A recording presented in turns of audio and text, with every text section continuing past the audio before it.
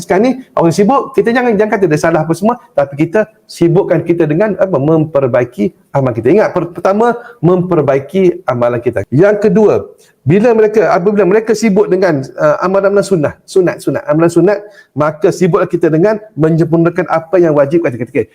Yang ketiga,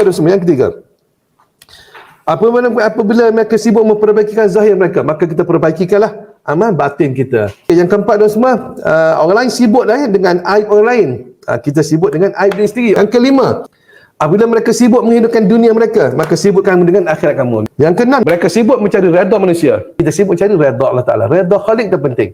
Jangan sekali-kali ada dalam hati kita nak cari redha manusia. Ingat tuan semua, jangan sekali-kali ada dalam hati kita nak mencari redha manusia. Orang kita tengok orang yang mencari redha manusia, dia suka apa dia? Dia suka membodek. Datuk Sri, macam-macam semua. Tuan, macam-macam dah semua. Jadi kita cari redha Allah Ta'ala. Kita cari redha manusia Allah Ta'ala, maka kita akan selamat dah semua, insya-Allah.